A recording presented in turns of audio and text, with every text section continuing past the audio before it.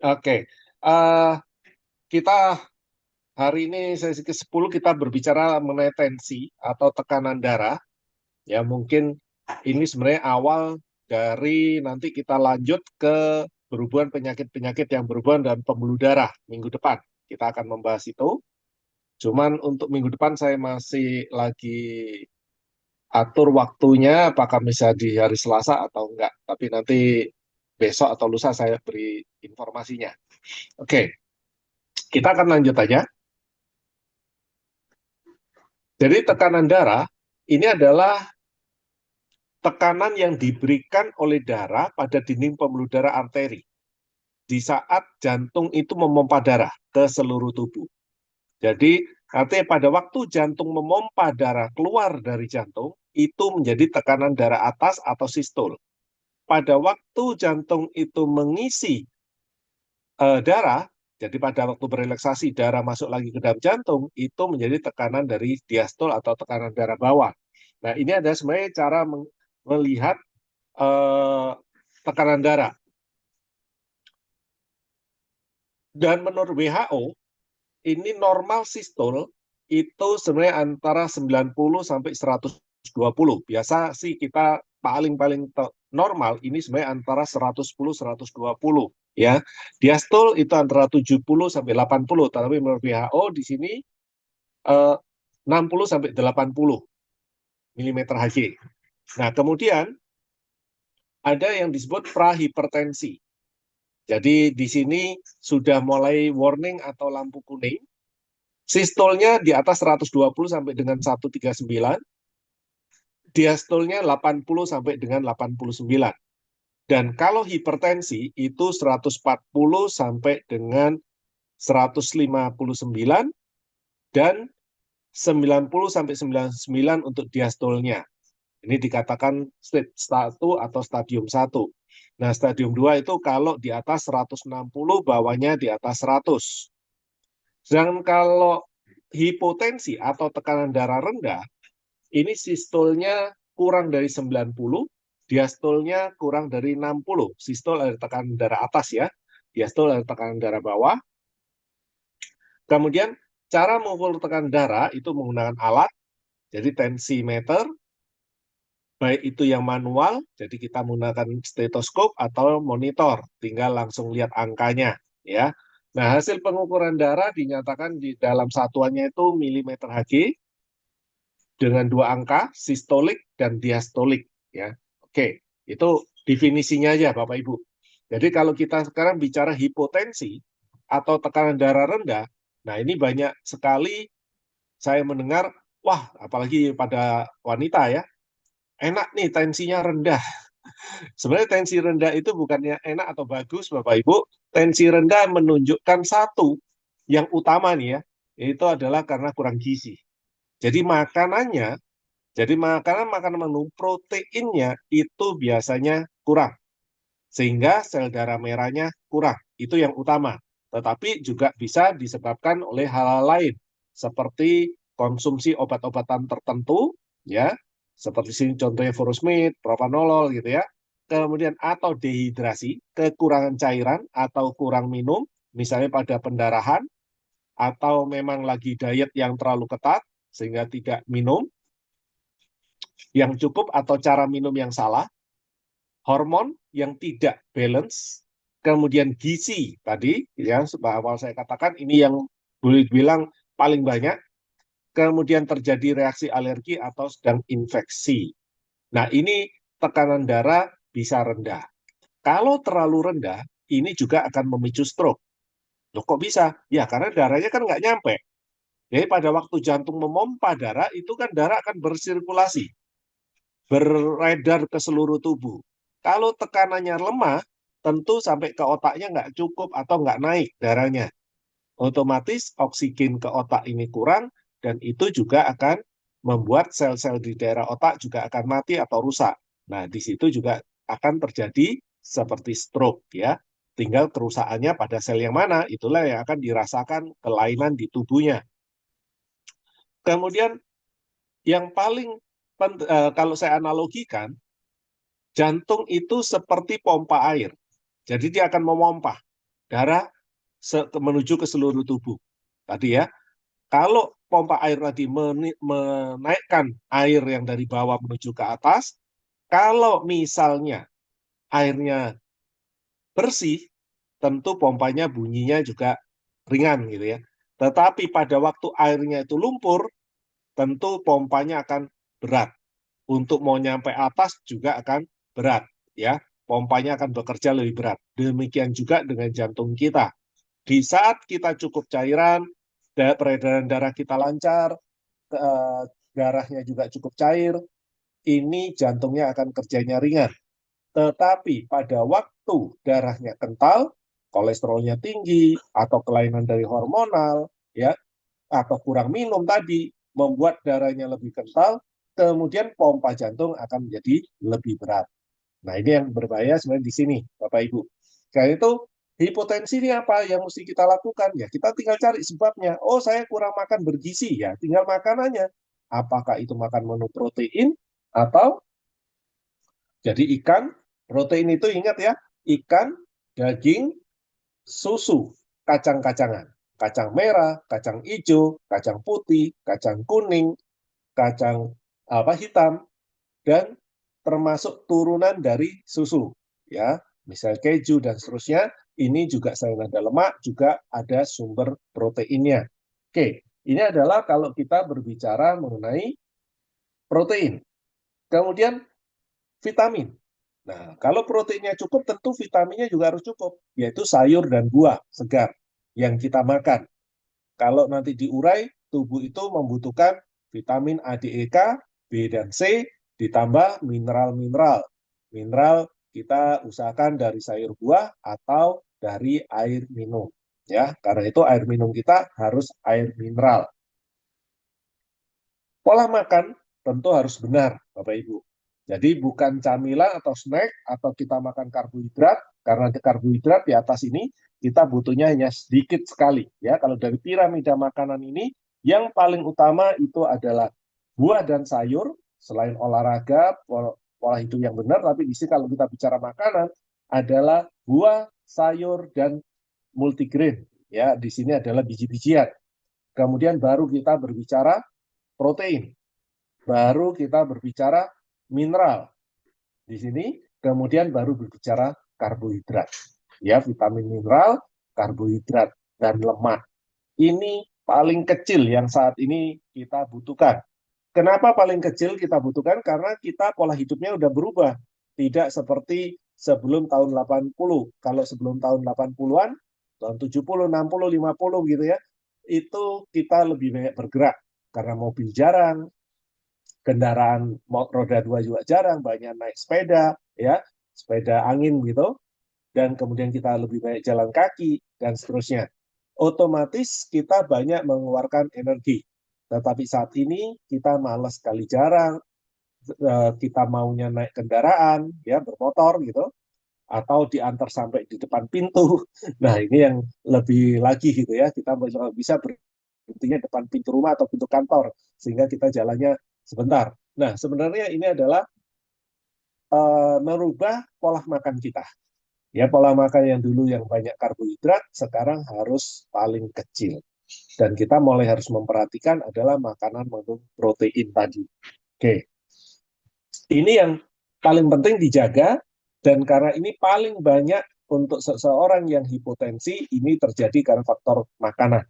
Sesimpel itu Bapak Ibu, atau gizinya mungkin makanannya bagus, tapi terlalu pedas, sehingga terbuang. Ya, ini juga bisa terjadi. Ingat, hipotensi bukan sesuatu hal yang bagus. Kita harus bisa menjaga tensi kita pada angka normal.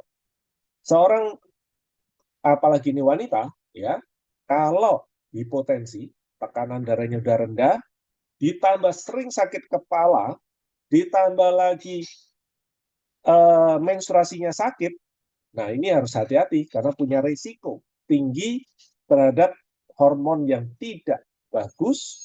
Kalau terus-menerus berbulan-bulan, bertahun-tahun, maka akan mudah terjadi ke arah kanker payudara.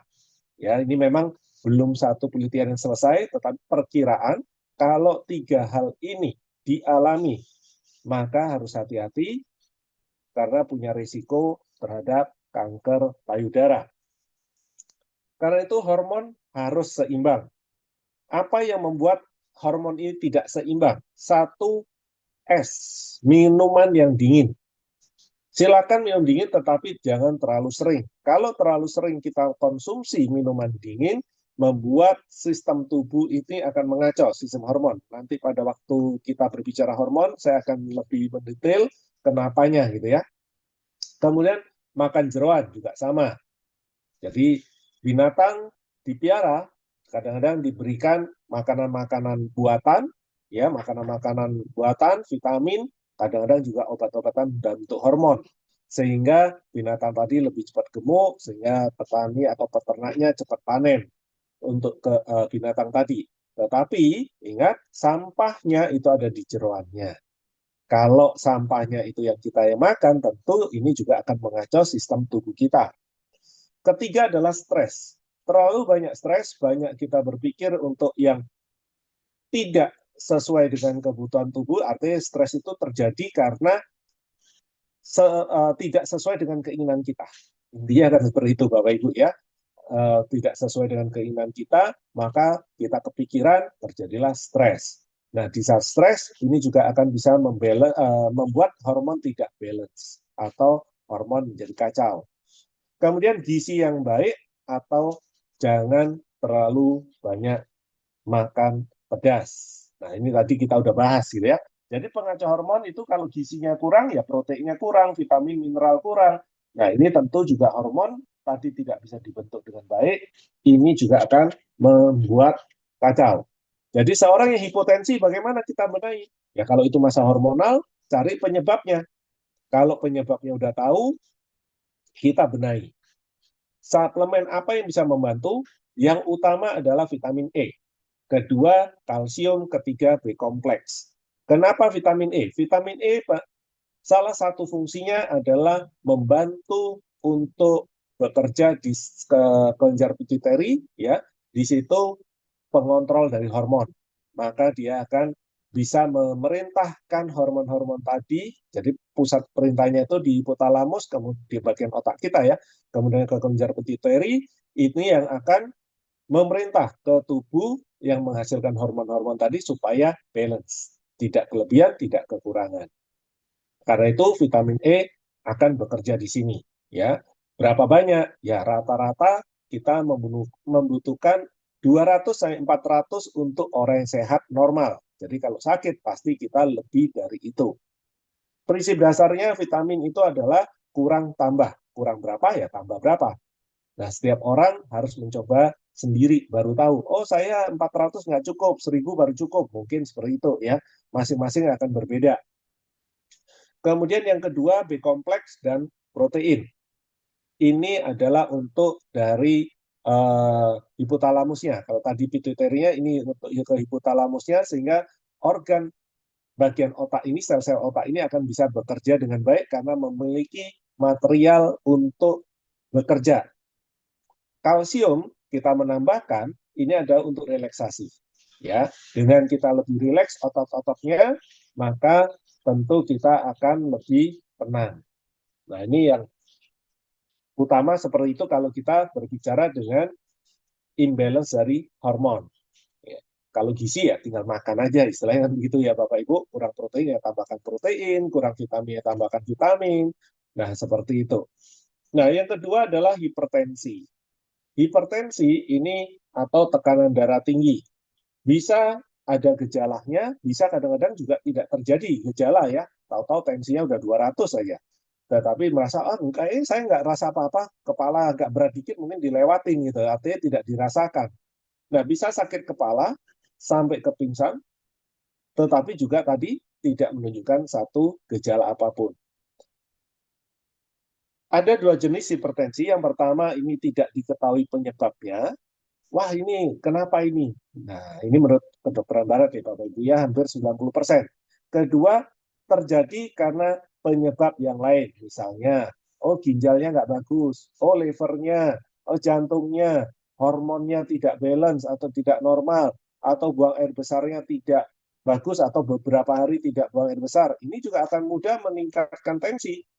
Nah, kalau buang air besarnya juga tidak bisa tiap hari, gitu. Oke, hipertensi ini adalah memberikan efek terhadap organ lain. Jadi tekanannya menjadi tinggi. Jadi kalau saya contohkan, kalau kita punya selang air yang kita hidupin airnya, dan kita tekan ujung selang tadi, tentu airnya akan lari lebih jauh. Ya, dia akan uh,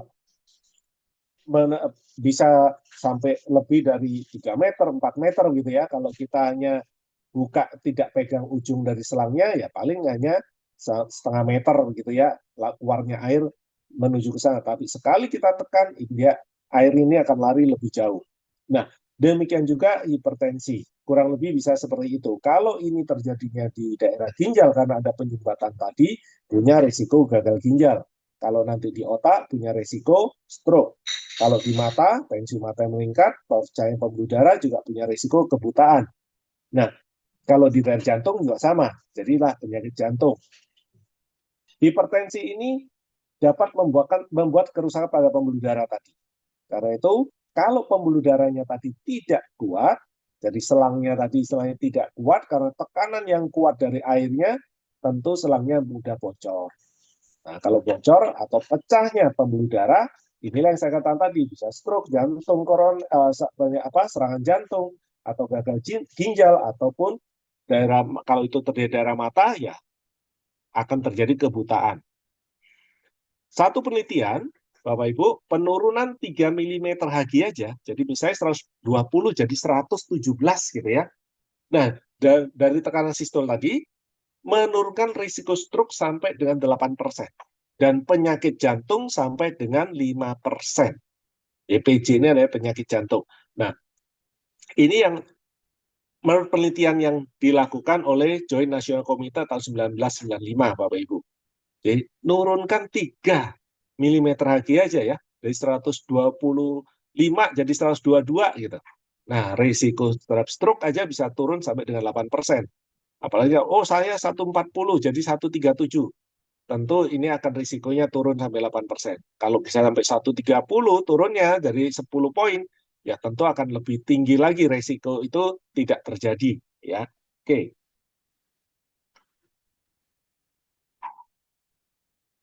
Bagaimana cara menjaga supaya tekanan darah ini tidak naik? Satu adalah menjaga keseimbangan makanan, gizi. Nomor satu yang dijaga apa? Garam. Saya sempat mencontohkan beberapa minggu yang lalu bahwa kita butuh kurang lebih 6 mg garam, ya, 6 mg garam per harinya. Tapi kalau kita belum punya masalah dengan hipertensi, kalau punya masalah sudah dengan hipertensi, kita hanya membutuhkan 4 mg. Sorry, 4 gram gitu ya. Nah, kemudian kalau kita makan nasi campur, satu porsi, rata-rata di situ ada 8 sampai 9 gram garam. Nah, ini yang masalah di sini Bapak Ibu, kalau satu hari 2 kali ke warung, ya bisa bayangkan berapa banyak garam yang kita makan dalam satu hari.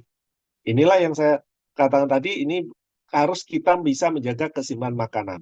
Kedua, kita hindari makan makanan yang kolesterolnya tinggi, gorengan, ya, lemak-lemak. Ini daging silakan makan, tetapi yang penting jangan digoreng.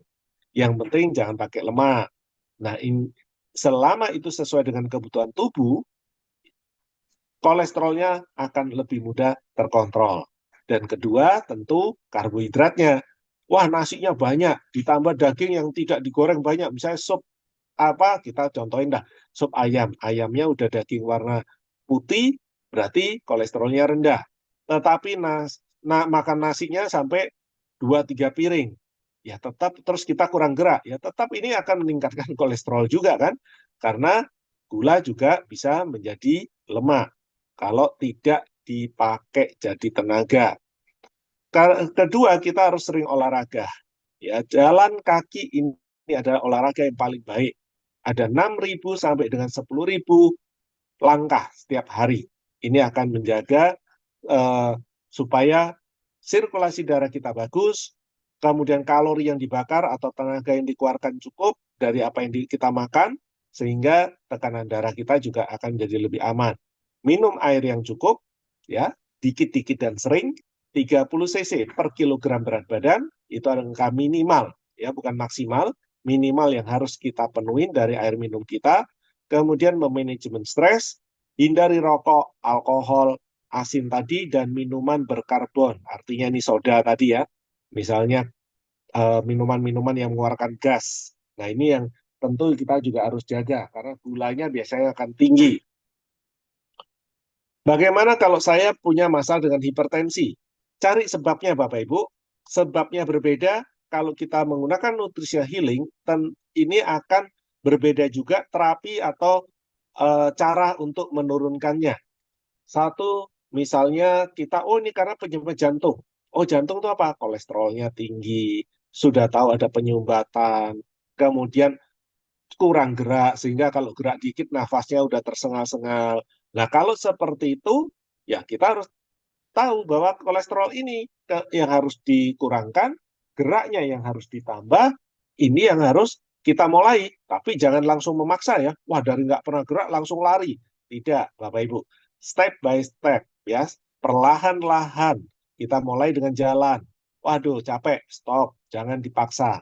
Besok mulai lagi, lusa mulai lagi. Maka akan setiap hari kalau kita lakukan kurang lebih 6-7 hari aja atau 5 hari aja, ini perjalanan kita yang tadi cuma mungkin sekilo 2 kilo udah ngos-ngosan, mungkin sudah sampai 3-4 kilo baru kita ngos-ngosan. Nah ini bertahap ya, sampai berapa banyak ya, minimal kita bisa jalan 5 kilo lah per hari. Nah itu adalah caranya. Kemudian suplementasinya apa? Ya kalau suplemen, kalau kolesterol ya kita bisa gunakan omega 3 untuk membantu mengencerkan darahnya, untuk membantu menurunkan kolesterolnya. Kalau memang ini masalah dengan kolesterol. Tapi kalau masalah dengan tenaga, ya kita membutuhkan B kompleks yang cukup. Kalau memang ini berhubungan dengan makanan mengandung karbo, ya makan karbo yang kita kurangkan. Ya, nasinya kita kurangkan. Hindari kita nyamil kue-kue. Pada waktu nasi udah banyak, ya nyamil kue-kuenya ini yang kita hindarkan. Tapi kalau saya kepingin makan kue, ya nasinya jangan terlalu banyak. Supaya tetap yang masuk itu cukup, tidak berlebih. Kemudian kalau memang kita tahu karena bermasalah dengan ginjal, mulai kita mengatur air minum kita. Ya, dikit-dikit dan sering. Selalu saya katakan cara minum yang baik adalah dikit dan sering. 1 kali minum 100-300 cc, kemudian 1-2 jam sudah ada minum lagi. Jangan 1 kali minum sampai 600 atau 1 liter, kemudian kita di atas 3-4 jam tidak ada cairan yang masuk. Ini yang tidak bagus. Ya.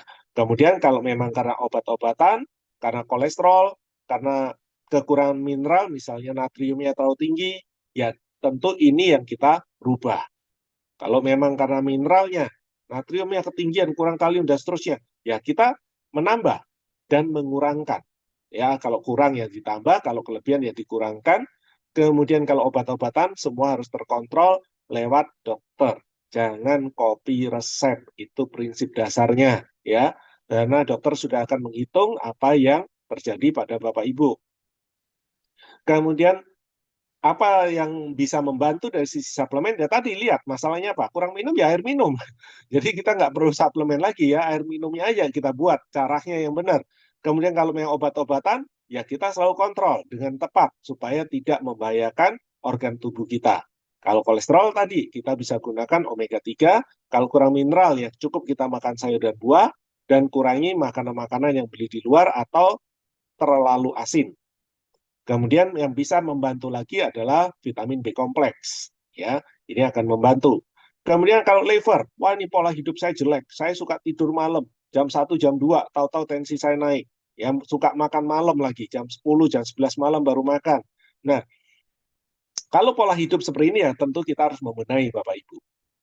Kalau tidak bisa membenahi, ya hanya bisa menahan, tidak bisa menghindari sakitnya. Ya kita mau tambahkan B kompleks, mau tambahkan liver health, ya marinnya kita tambah. Ini hanya untuk sementara, bukan menyelesaikan masalah. Tapi kalau kita pola hidupnya yang dibenerin, itu baru menyelesaikan masalah. Kemudian kalau pola makanan tadi, ya makanannya banyak mengandung gorengan, berlemak. Nah, ini tentu kita juga harus mulai kurangkan. Kita bisa menambahkan omega 3, mau menambahkan lecithin, B kompleks. Kalau berana faktor obat-obatan kembali sama ya, kita harus terkontrol dari dokter supaya dokter bisa menghitung kebutuhan obat yang tepat dan kemudian juga kapan harus mengganti jenis obatnya. Kalau itu masalah hormon, ya hindari pengacau hormon tadi ya, stres, jeroan, gizi atau pedas. Nah, ini yang kita kurangkan. Dan kita bisa membalanskan dengan vitamin E. Tapi ingat Bapak Ibu, dibalanskan dengan vitamin E, jadi Wisdom E ya, kemudian dirusak lagi. Dibalanskan, dirusak. Ya tinggal lihat mana yang lebih banyak ya, yang membalanskan, yang memperbaiki, atau yang merusak. Jadi nanti yang terjadi kok saya terikat ya seumur hidup, bukan terikat seumur hidup dengan vitaminnya tadi, tetapi karena pola hidup kita tidak diperbaiki. Kalau memang berhubungan dengan paru-paru atau buang air besar tidak bagus, ya kita harus bisa buang air besar tadi. Nah ini tinggal dilihat toh sembelit itu seperti apa. Oh kurang air minum, oh kurang sayur buah, oh ini karena liver. Yang mana yang tidak bagus, itulah yang diperbaiki. Kita tinggal menambah apa yang kurang. Prinsip dasar dari nutritional healing adalah kita mencari sumber penyakit, ya dari mana sumbernya, perbaiki dengan lifestyle, gaya hidupnya, kemudian baru menambah gizi atau vitamin atau suplemen sesuai kebutuhan tubuh. Jadi kalau nanya secara pasti, oh suplemennya apa ini hipertensi? Nah ini yang tidak bisa dijawab gitu ya Bapak Ibu ya. Kenapa? Sumbernya yang mana? Karena faktor kolesterol, apakah faktor karena minum obat-obatan, karena tidur malam, atau terlalu banyak makanan yang mengandung garam? Nah kan kita nggak tahu. Karena setiap case yang berbeda tentu menggunakan nutrisi yang berbeda. Karena itulah saya menulis semua di sini, ini bukan artinya semua dipakai gitu ya. Kita udah bicarain omega 3, kita udah bicarain B kompleks, kita udah bicarain vitamin E, kita kemudian bicarakan kalsium, magnesium. Seseorang yang hipertensi, kalsium, magnesium ini juga penting. Kenapa? Kadang-kadang obat hipertensi itu bisa kalau sudah minum obat akan membuat lebih sering kencing. Kalau dengan lebih sering kencing, maka kalsiumnya juga akan mudah hilang. Nah, kita harus bisa memenuhi. Jantung bisa berdetak 24 jam tetap membutuhkan kalsium. Kalsium ini untuk operasional dari seluruh otot-otot yang ada di tubuh kita. Sedangkan jantung itu akan berdetak dan bekerja 24 jam, tidak bisa istirahat ya. Berhenti sebentar gitu ya, 5 menit. Ya kita baik-baik Bapak Ibu.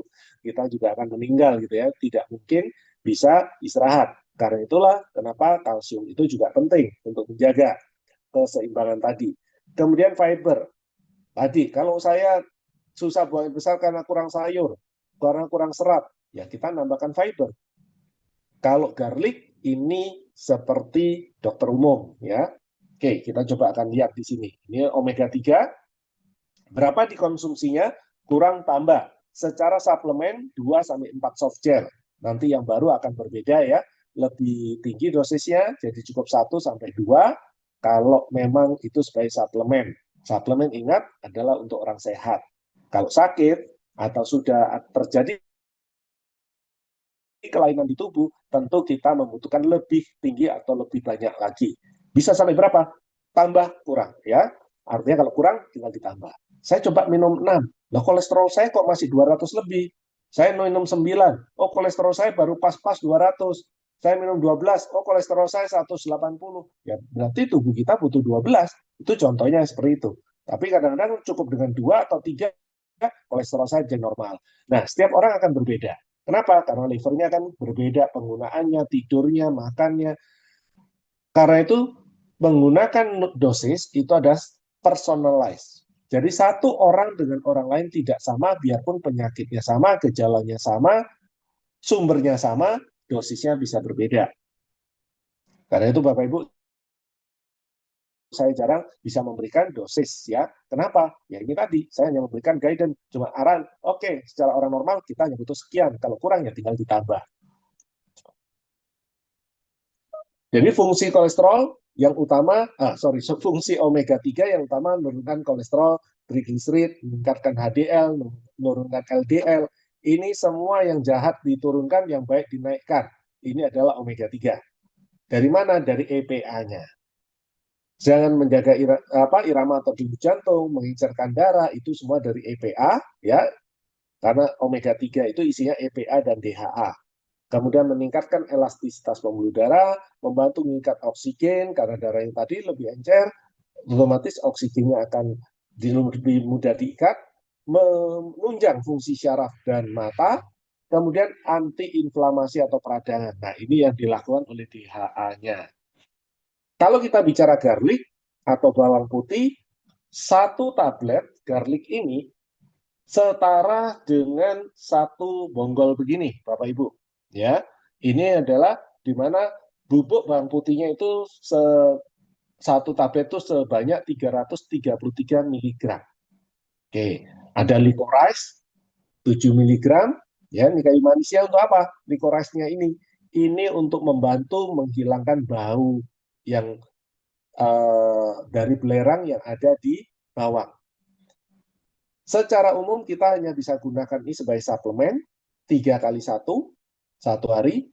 Kalau dalam penelitian yang dilakukan oleh farmasi ataupun kedokteran untuk pengobatan, apakah bisa? Bisa. Tetapi untuk 1 kali konsumsi itu harus menggunakan 20 kali ini. 1 kali, kalau 1 hari butuh 3 atau 4 kali, berarti bisa bayangkan berapa banyak bawang yang kita makan.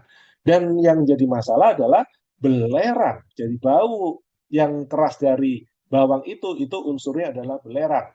Belerangnya ini yang berbahaya, karena tidak bisa dinetralisir atau hilang 100%. Kalaupun kita mau jadiin sebagai suplemen. Kalaupun kita mau makan ini, langsung 20, lambung kita yang nggak tahan. Karena itu sampai hari ini untuk bawang hanya bisa sebagai suplemen menjaga saja, tidak bisa digunakan untuk terapi. Ya, kenapa? Karena ada unsur belerangnya. Oke, jadi bawang ini unik. Sebenarnya semua bawang ya, Bapak Ibu ya, mau bawang putih, bawang merah, bawang daun itu. Semua jenis bawang ini akan memiliki fungsi. Tinggal masalahnya berapa banyak zat aktifnya yang ada di dalam bawang tadi. Itu yang akan membantu bisa menurunkan yang misalnya berhubungan dengan tekanan darah. Tetapi yang jelas, bawang ini bisa untuk antibodi, meningkatkan daya tahan tubuh, meningkatkan metabolisme tubuh. Jadi kelihatannya kita bisa lebih rileks ya, lebih semangat kalau jam makan bawang itu. Bisa juga antibakteri, antivirus, antioksidan. Semuanya lengkap sebenarnya di bawang ini. Cuma sayangnya tidak sempurnanya adalah karena ada unsur belerang. Ya, belerang tadi ini yang sementara lambung kita kalau terlalu banyak tidak tahan karena akan mudah rusak kalau kita terlalu banyak. Nah, kalau liver health, sebenarnya yang minggu lalu ya, 2 minggu lalu harusnya sudah ada pada waktu kita bicara liver, saya tidak memberikan materinya, makanya saya masukkan juga di sini. Zat aktifnya itu adalah silimarin, ya, dari tanaman namanya mictistel. Oke, ini adalah nama tanamannya. Ini zat aktifnya di dalam tanaman tadi. Fungsinya silimarin ini akan membentuk sel-sel baru yang ada di dalam liver.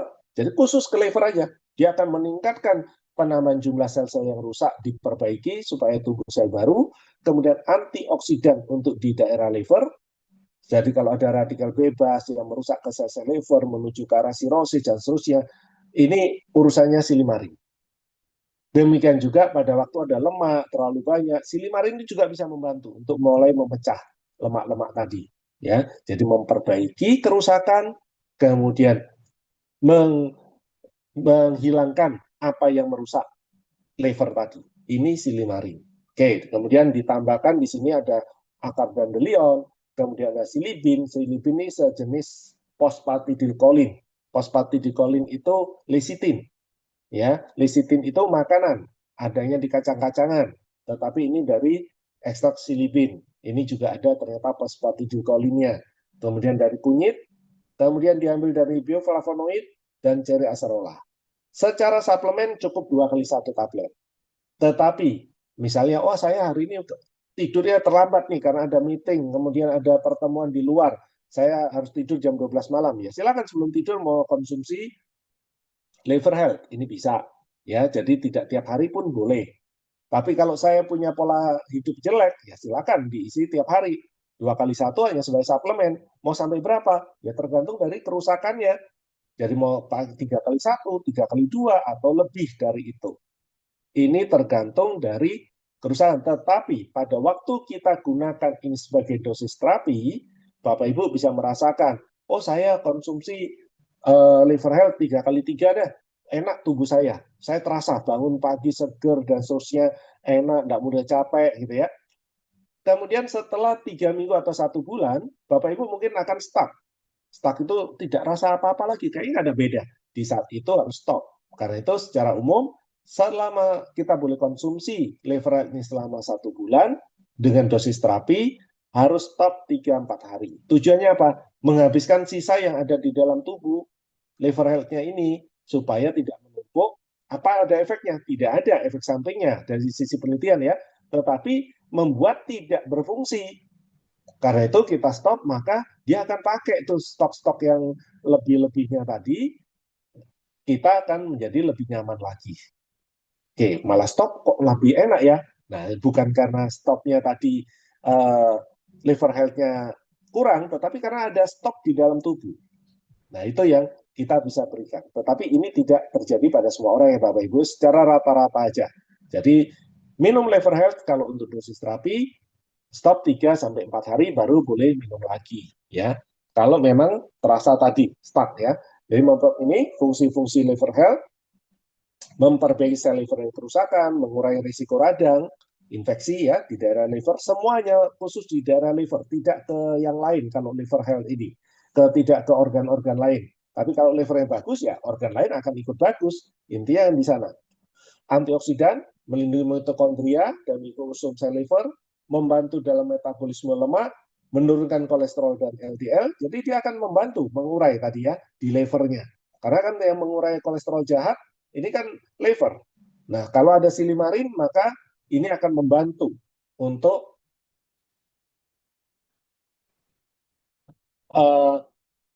bekerjanya tadi. Kemudian membantu pada penderita hepatitis dan sirosis.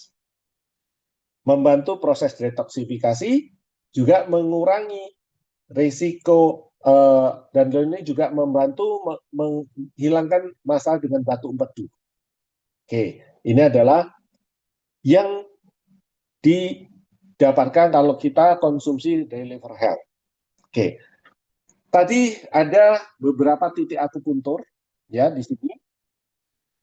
Ada titik Pai Hui, ada Nekuan, ada Saninjiao, ada Heku. Nah, titik-titik ini, Bapak Ibu, bisa dipakai untuk membantu menurunkan tekanan darah. Jadi kalau ada seseorang tekanan darahnya sudah dengan berbagai obat ini tidak bisa turun, biasanya dokter akan memberikan satu macam obat, loh kok nggak turun, ditambahin jenis yang lain, nggak turun juga, ditambahin satu jenis lagi, nggak turun juga. Nah ini satu Bapak Ibu bisa menggunakan titik yang namanya saya nggak masukkan di sini ya. Ada satu titik lagi di sini ada titik namanya tacue. Nah itu di tengkuk belakang. Itu harus dipasang magnet ya karena nggak bisa ditekan-tekan. Dipasang satu magnet untuk pengganti jari jarum akupuntur selama 24 jam. Nanti pelan-pelan ini akan tekanan darahnya akan mulai turun. Kalau yang sudah menggunakan obat-obatan susah turun ya. Ini bisa tambahkan, jadi bukan obatnya di stop ya. Obatnya silakan tetap ikuti arahan dokternya, tetapi kita bisa menambahkan dengan titik yang ada di tengkuk yang kita sebut sebagai titik tacui. Oke, kemudian kita bisa gunakan titik Pai Hui, ini di bagian kepala atas ya. Ini kalau tekanan darahnya tinggi sekali dan rambutnya memang harus dicukur ya. Nah, saya akan coba. Nah ini, sorry. Nah ini titik tacui itu di sini. Jadi tulang ini, kemudian kalau kita carinya simpelnya begini. Posisi kepala ini seperti orang yang lagi mau foto, pas foto gitu ya. Jadi tidak boleh nunduk, jadi dia tegak posisinya. Kita lihat telinga ini, tarik garis sampai ke sini. Kemudian kita taruh 3 jari. kita datarin ke sini, kemudian baru dari titik ini kita tarik garis lurus. Maka akan ketemu di tulang ini. Ya, tulangnya kelihatan maling menonjol. Tapi kalau orangnya gemuk, mungkin nggak kelihatan. Kalau apalagi di tengkuknya gemuk begitu. Nah, ini cara bisa carinya adalah ini. Dari telinga, daun telinga ini, tarik ke bawah, ya. Kemudian 3 jari ke samping, taruh di pundak ini 3 jari kita ke samping. Ini harus orang lain ya, nggak bisa sendiri. Kemudian dari titik ini, tarik garis lurus begini, kemudian di tengah-tengah yang ada tulang belakang, ini merupakan titik dari tajwe. Oke, ini bisa untuk membantu. Tetapi pada waktu tekanan darahnya bisa turun dengan obat, tapi tinggi sekali, kita bisa juga membantu dengan titik ini, yang paihwe ini. Ya, ini cara carinya adalah telinga bagian belakang, ini bagian yang paling belakangnya, kemudian di sini juga paling belakangnya, ditarik satu garis atau setengah lingkaran begini, dari hidung tengah ditarik lagi garis, ketemulah pertemuannya ini.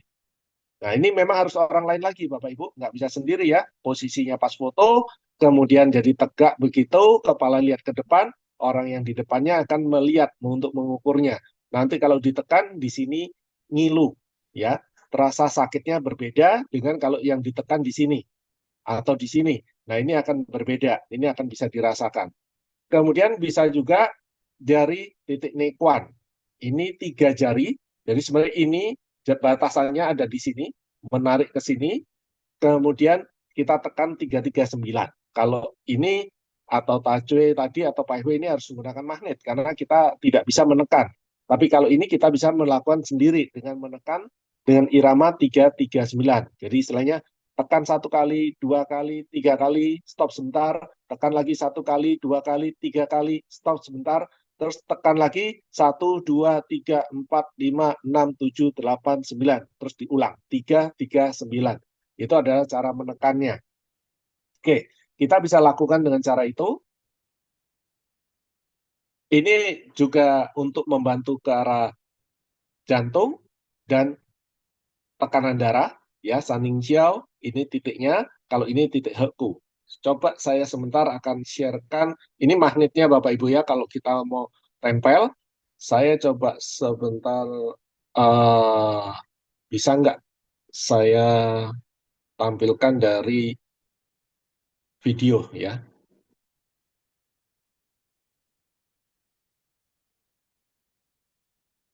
sebentar.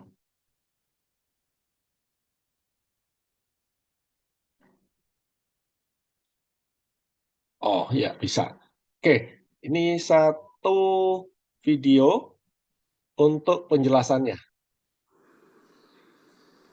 Titik heku ini bila Anda mengangkat tangan, ya, Anda akan melihat di sini adalah antara ibu jari dengan telunjuk Anda melihat titik tertinggi. Nah, inilah yang Anda tekan, ya, bila Anda tekan dengan tekanan seperti ini akan rasa ngilu atau nyeri, bukan nyeri ya, ngilu. Nah, itulah titik heku.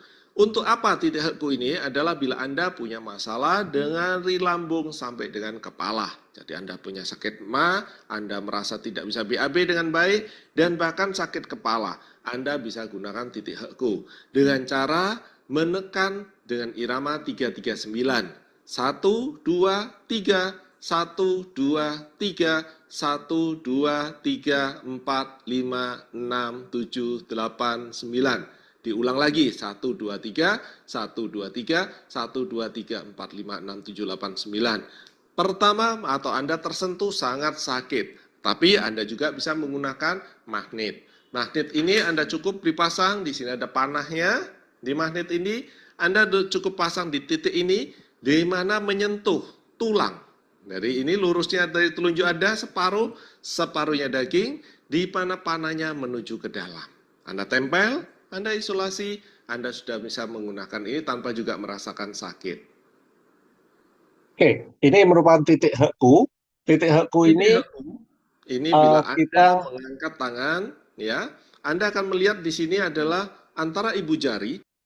Oke, titik heku ini kita bisa gunakan dengan irama 339 tadi, ya. Nah, irama 339 ini kita bisa menggunakan kecepatannya itu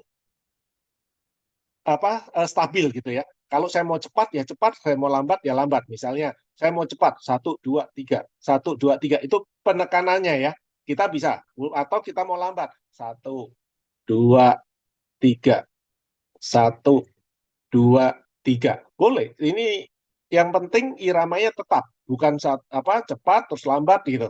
Jadi ini dibuat seperti itu berapa kali ya tergantung kondisi. Tetapi untuk khusus titik heku tidak boleh dilakukan pada ibu hamil. Jadi jangan melakukan pada ibu hamil tidak boleh melakukan atau menekan pada titik ini ya, karena akan berbahaya untuk janinnya.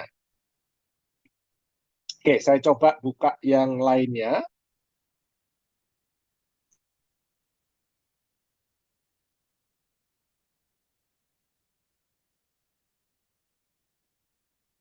Sebentar Bapak Ibu, kita coba lihat.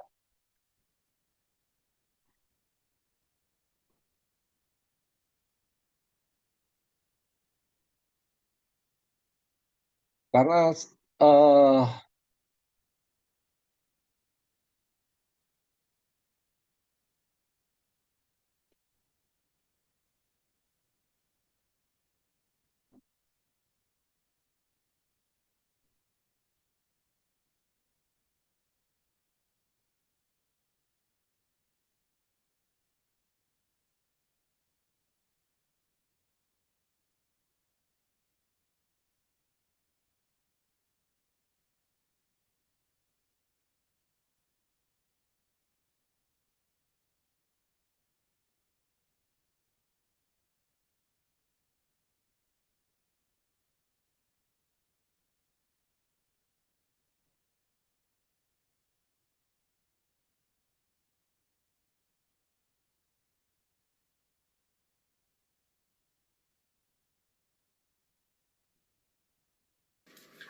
Kita akan membahas mengenai titik Sunning Chiao. Titik ini sangat penting untuk kalau kita punya masalah dengan hipertensi, sakit jantung, ini akan menjadi sangat penting. Nah, titik ini akan ada di kaki, dari mata kaki kita bagian dalam, 4 jari. Ya. Nah, 4 jari itu dimulai dari sini.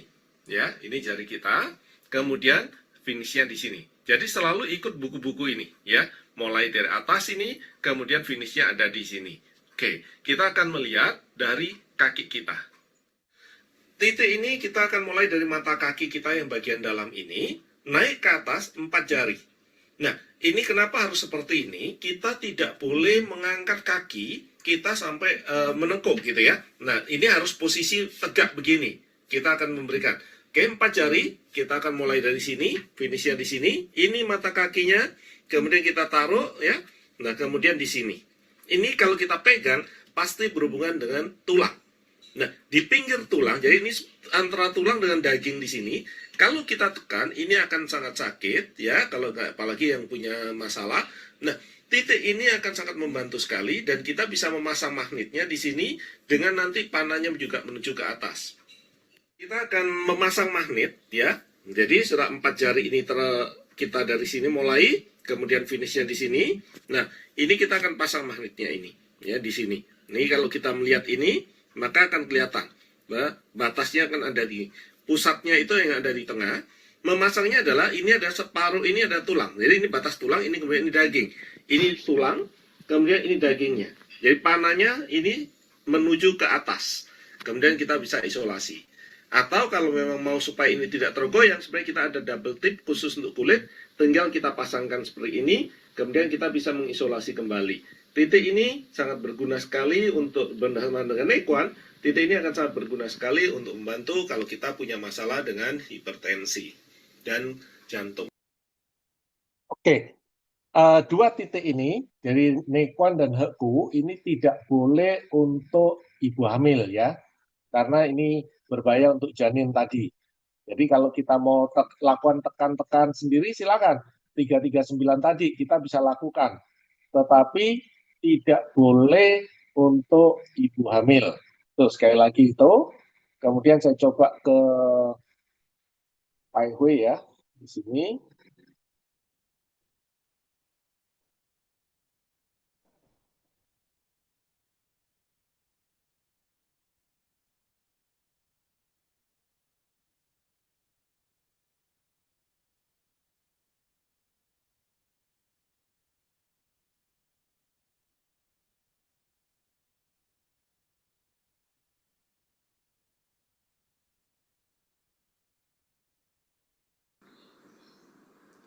Oke, yang kita bahas hari ini adalah mengenai titik Pai Hui. Pai Hui itu titik yang ada di kepala. Cara mencarinya adalah tidak bisa Anda lakukan sendiri. Jadi Anda lihat orang yang ada di depan Anda dalam posisi pas foto. Jadi Anda ada di depannya, kemudian Anda setelah posisi pas foto ini Anda melihat dari telinga bagian luar ini dengan hidung ini ditarik satu garis akan ketemu satu titik. Ya, di titik inilah kita katakan titik Pai Hui. Nah, jadi orangnya harus pada posisi pas foto, nggak bisa menunduk ataupun ini melihat ke kiri kanan ya. Anda harus melihatnya pada posisi pas foto dari telinga bagian luar dengan hidung ditarik satu garis ketemu di satu titik. Inilah seperti yang saya punya ini. Nah, ini yang kita katakan titik Pai Hui. Bila Anda punya masalah dengan hipertensi, Anda punya masalah dengan ambeien, Anda punya masalah dengan jantung atau lagi stroke, maka Anda bisa gunakan magnet ini. Ya, ini pada waktu hanya mencegah Anda punya hipertensi supaya tensinya turun. Salah satu titik yang bisa dipasang Anda Pai Hui, di mana di sini ada panahnya menghadap ke depan. Tetapi bila sudah dalam kondisi yang stroke, maka tidak bisa menggunakan yang kecil. Anda harus menggunakan yang besar. Karena apa? Harus dipasang minimal 7 hari, tidak boleh dilepas. Bagaimana memasangnya? Ada double tipnya. Kita pasangkan di sini, rambut harus dibuang, jadi harus bersih. Kemudian ini dipasangkan, Anda cukup nanti isolasi dan Anda jepit. Sehingga ini tidak goyang dalam 7 hari untuk pasien yang stroke. Tapi kalau memang hanya hipertensi, hanya untuk ambeien, Anda boleh gunakan ukuran yang lebih kecil. Oke, ini adalah Pai Hui tadi, ya. Ini yang berhubungan dengan pusat dari semua sistem syaraf di tubuh manusia. Ini adalah di titik ini, itu titik akupunturnya. Oke, saya cuma tambahkan satu lagi ini, titik Nequan.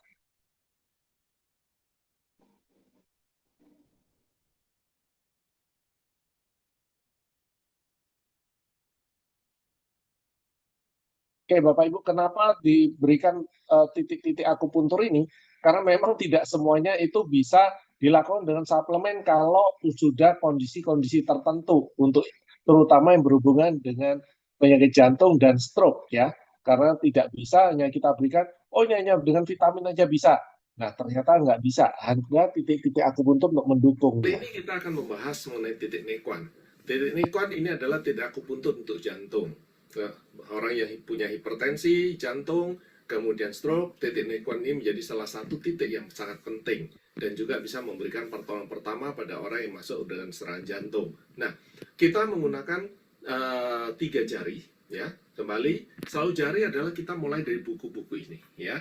Kita mulai dari atas ini, kemudian kita akan berakhir di sini. Nah, ini adalah hitungan jarinya. Kalau kita menggunakan 3, di mana tempatnya? Di pergelangan tangan. Nah, pergelangan tangan ini kita lihat bukan ini dibeginikan, tidak bisa juga ini begini. Ini kita datar seperti ini akan terlihat pergelangan. Nah, 3 jari ini kita akan taruh. Jadi ini akan ada di tengah, bukan begini, ya. Nah, ini ada seperti ini. Kalau kita sudah taruh begini, maka kita akan melihat batasnya di sini. Nah, batas itu di sini, ini yang menjadi titik utama. Dan ini ada 2 ruas di sini, ya, 2 ruas, bukan 2 ruas, ada 2 otot atau pembuluh dari sini. Di mana kalau 2 ini, saya 2 seperti ini, kita tekan di tengahnya. Nah, pada Anda tekan di tengahnya ini, maka akan terasa ngilu. Itu baru tepat titiknya. Kemudian Anda tinggal pasang magnetnya. Nah, magnet ini, ya, magnet ini ada panah. Nah, panah ini menuju ke dalam. Ya, kemudian kita pasang seperti ini, maka panahnya menuju ke dalam, kemudian kita tinggal pasang dengan isolatif yang memang khusus untuk kulit. Oke, ini adalah titik Nequan yang berguna untuk membantu jantung. Nah, kalau punya masalah, misalnya satu waktu kita melihat seseorang habis olahraga atau apa, pingsan, nah kita bisa membantu di sini. Kita mungkin tidak berani memasukkan sesuatu di mulut, kita bisa menekan titik Nequan dan ingat jarinya ada jari orang itu. Kita bisa mengukur dulu, kemudian kita pasangkan ke kurang lebih 3 atau 4 jari orang, 3 jari orang itu sama dengan kita, berapa jari kita. Di tepat di titik Nequan itu kita tekan yang sangat kuat sambil cari pertolongan, ya. Nah, Bila ini kita masih bisa membantu, tentu orangnya akan berteriak. Kalau sudah berteriak, maka tingkat kesadaran akan bisa pulih sambil kita bisa membawa kembali ke rumah sakit atau ke dokter terdekat. Oke, Bapak Ibu, ini tadi cuma intermezzo untuk tambahannya aja, ya. Nah, untuk selanjutnya kita akan menuju ke tanya jawab.